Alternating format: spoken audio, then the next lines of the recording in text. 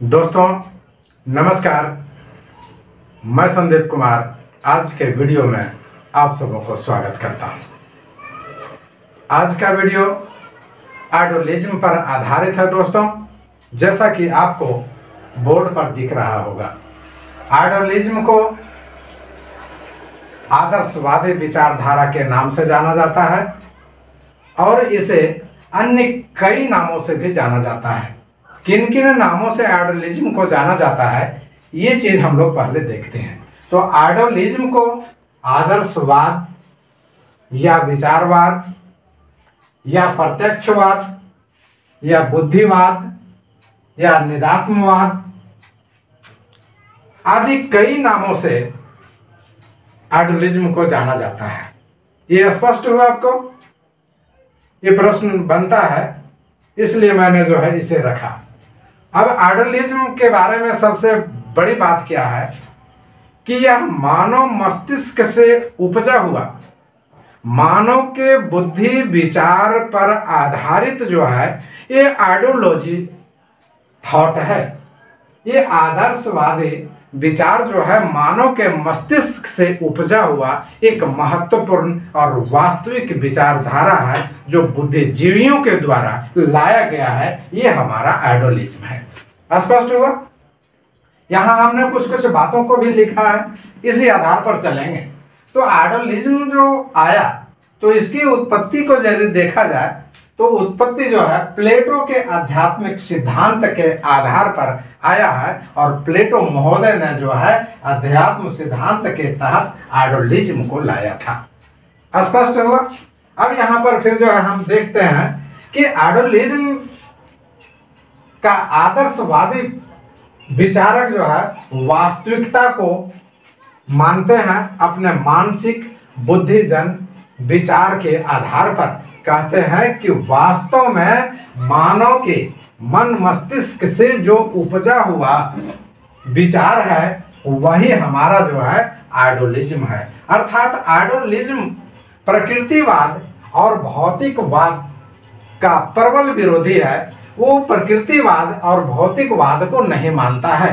ये कहता है कि मानव के द्वारा जो मानव ने खुद को सोचकर खुद को बनाया है, एक नया विचार दिया है, वही हमारा आदर्शवाद है। यानी आदर्शवाद भौतिक वस्तुओं द्वारा ये नियंत्रित सोच नहीं रखता है कि भौतिक वस्तुएं हमारा क्या करती है, नियंत्रण करती है। ये नहीं सोचता है, बल्कि क्या सोचता है, ये सोचता है आइडियोलिस्ट कि मस्तिष्क में उपजी हुई क्रियाओं का ही अपना जीवन है, अपना महत्व है।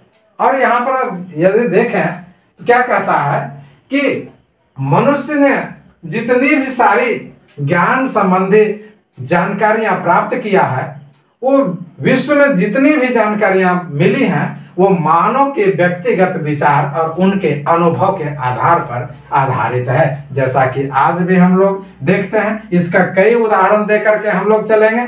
आज भी विश्व में, चाहे वो ब्रह्मांड से संबंधित हो या पृथ्वी पर या हमारे पृथ्वी के अंदर की बातें जो हो, वो हम क्या करते हैं, अपने एक सैद्धांतिक विचारधारा के आधार पर, अपने अनुभव के आधार पर हम बतलाते हैं। उदाहरण में हम लेते हैं कि हमारे पृथ्वी के अंदर का भाग को, आंतरिक संरचना के बारे में हम कहते हैं। तो क्या है कि ये विभिन्न प्रकार के हम थॉट को लगाते हैं, विभिन्न प्रकार के ज्ञान संबंधी अपने बुद्धि के बल पर हम सोच को पैदा करते हैं और विशेष अपने जानकारी के माध्यम से पृथ्वी के आंतरिक भागों के बारे में हम जानकारी देते हैं। तो इस प्रकार से अब आगे चलते हैं। क्या कहता है कि मनुष्य में विश्वास है, कारण वह चिंतक है।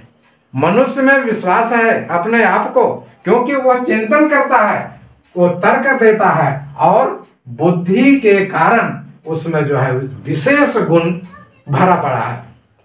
मानव चिंतनशील है, तर्कशील प्राणी है और बुद्धिमान है, जिसके कारण मानव में एक विशेष गुण है, जिस कारण ये आइडियोलिज्म मानता है कि मानव ही सब कुछ कर सकता है अपने बुद्धि, विवेक, चिंतन आदि आदि माध्यमों के द्वारा। यहाँ हमने कई विचारकों की बातों को नहीं रख पाया हूं, लेकिन मुख्य रूप से जो है कुछ विचारकों का हमने जो है नाम दिया है कि आइडियलिज्म जो आया वो हमारा है गुएल्के महोदय, रॉस महोदय, वर्स्टेहन महोदय आदि कई हमारे जो है विचारक हैं जो ये आइडियलिज्म को दिए हैं। कौन कौन से हो सकता है पूछ दे कि गोयलके महोदय कौन से विचारधारा को दिया है, ये हमारे आइडियलिज्म को दिया है। उसी प्रकार से रॉस, फिर जो है हमारा वर्स्टेहन महोदय, ये हमारे आइडियलिज्म पर आधारित महत्वपूर्ण सिद्धांत को प्रतिपादित किया है। तो चलते हैं वर्स्टेहन महोदय ने क्या कहा है इस पर चलते हैं। इनका विचारधारा क्या कहता है कि आदर्शवाद एक ऐसी पद्धति है, क्या कह रहा है, आदर्शवाद एक ऐसी पद्धति है जो घटनाओं व दृश्य जगत की खोज में मानव क्रियाओं से सोच, पुनर्सोच और पुनर्संरचना पर आधारित है। ध्यान देने की बात है, ये जब आप इनके विचार को समझ लेंगे तो और भी क्लियर हो जाएगा। क्या कह रहे हैं कि आदर्शवाद एक ऐसी पद्धति है, ऐसे नियम है, ऐसे सिस्टम है जो घटनाओं और दृश्य जगत की खोज में मानव क्रियाओं के सोच, पुनर्विचार और पुनर्सोच पर आधारित है। ये आदर्शवाद जो है वो क्या है, घटना, दृश्य, जो घटनाएं घटित होती है, वो दृश्य जगत जो देखी जाती है उसी के बारे में मानव खोजता है और मानव अपने खोज के बल पर कई प्रकार से उसमें सोच करता है, उसमें विचार करता है और ये क्या है, फिर पुनर्रचना करता है और इसी के आधार पर जो है हमारा ये आदर्शवाद आता है। स्पष्ट हुआ। एज फॉर एग्जाम्पल हम देते हैं कि हमने तो उदाहरण दिया था, अब देखें कि क्या उदाहरण है। मानव व्यक्तियों की सोच कैसे अपने तर्क के द्वारा कोई भी चीज को संभव बना देता है। यहाँ यही बात है कि व्यक्तियों की सोच संभव है किसके माध्यम से, व्यक्तियों की सोच उसके तर्क के माध्यम से संभव हो पाता है। वो कैसे, देखते हैं कि भूगोलवेताओं ने जो ज्ञान संबंधी तर्क दिया है वो अपने तर्क के आधार पर मानता है कि फसलों का उत्पादन किन क्षेत्रों में अधिक होती है, किन क्षेत्रों में कम होती है। क्योंकि वो मिट्टी की गुणवत्ता को जानता है, वहां की सिंचाई की व्यवस्था को जानता है और वो अपने तर्क वितर्क के आधार पर फसल के उत्पादन संबंधी विचार को देता है। वो हमारा एक आदर्शवाद का जो है विचार को बदलाता है। यहाँ फिर हम देखते हैं कि आवास निर्माण, आवास किन जगहों पर बनना चाहिए, कैसे बनना चाहिए, कहाँ उसका जो है बनावट हमारे लिए सही होगा, ये सारे बात सोचने का शक्ति हम मानव के पास होता है। संसाधनों का दोहन, वर्तमान समय में की यदि कहा जाए तो संसाधनों का दोहन आर्थिक और लाभ और अन्य सुविधाओं के लिए अत्यधिक किया जा रहा है। तो कारण क्या है कि ये मानव के सोच के कारण, मानव में जो है एक बुद्धि है जिस कारण क्या हो रहा है, संसाधनों का अति दोहन हो रहा है। अब मानव ने फिर तर्क दिया कि संसाधन जो है कुछ ऐसे हैं, क्या हो रहे हैं, खत्म होते जा रहे हैं, फिर से जो है उसका उत्पादन संभव नहीं है, अर्थात फिर उसका जन्म संभव नहीं होगा। इसलिए क्या कर दिया, अब इसका संरक्षण की बात कर दिया। तो ये क्या है, कैसे संभव हुआ, तो मानव के तर्क के आधार पर ही ये संभव हुआ। इस प्रकार हम क्या कह रहे हैं कि फसलों का उत्पादन, आवास निर्माण, संसाधनों का दोहन, ये सारी चीजें जो संभव हो रही है वो भूगोलवेताओं के ज्ञान विज्ञान के तर्क के आधार पर जो है संभव हो रहा है। स्पष्ट है। अब आगे फिर चलते हैं हम लोग कि इन्हीं के सोच समझ से जो है सारी क्रियाएं हो रही है कि कौन सा काम सही है, कौन सा काम गलत है। जैसे हमने जो उदाहरण अभी दिया कि संसाधनों का दोहन, तो संसाधनों का दोहन, अति दोहन होने के कारण अब मानव के बीच में खुद संकट की स्थिति उत्पन्न होने की स्थिति हो रही है, तो लोग उस पर भी चिंतन कर रहे हैं। अभी जो है हमारा पर्यावरण में, वातावरण में जो है असमानताएं उत्पन्न हो रही है, उस पर जो है विद्वान तर्क वितर्क कर रहे हैं। तो ये क्या है, ये आदर्शवाद की पहचान है। अब आगे चलते हैं हम लोग, यहाँ देखते हैं मानव भूगोल में क्या कहता है, जिसके बारे में अभी मैंने थोड़ा सा झलक दिखाया कि मानव भूगोल में कह रहा है कि मानव और वातावरण के बीच का संबंध कैसा है। जब अति प्राचीन काल की बात देखेंगे तो मानव और वातावरण के बीच में बहुत ही मित्रवत संबंध था। ऐसा यदि आपको संयोग मिले तो हमने मानव और वातावरण के बीच का संबंध को एक वीडियो के माध्यम से दिया है, जिसका आप लोगों ने हमें बहुत ही अच्छा सहयोग दिया है और आपका प्यार मिला है, जिस कारण वो वीडियो हमारा अभी जो है टॉप में चल रहा है। तो आप देख रहे होंगे यहाँ पर क्या है कि मानव और वातावरण के बीच जो संबंध है उसका तर्क वितर्क करने वाला कौन है? पशु तो कर नहीं सकता, पक्षी तो कर नहीं सकती, करेगा कौन?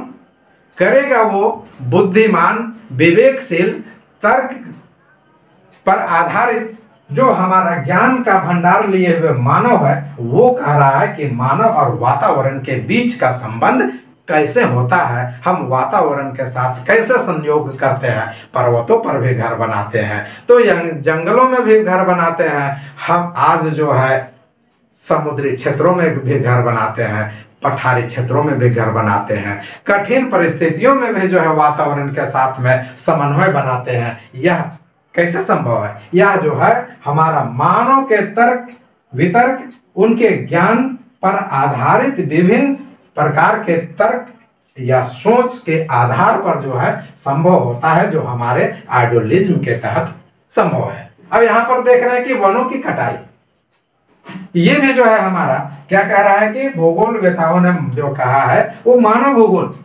प्राचीन काल में मानवों की संख्या कम थी, जनसंख्या कम थी, वातावरण अधिक था, तो लोग जब जंगलों की कटाई करते थे तो वो बैलेंस में रहता था, जिस कारण जो है क्या होता था, पर्यावरण जो है संतुलन में रहता था। लेकिन आज क्या हो गया कि लोगों की सोच उस समय थी, क्या सोच थी कि हमारी आबादी कम है, लोगों की आबादी कम है, अत्यधिक कटाई करें।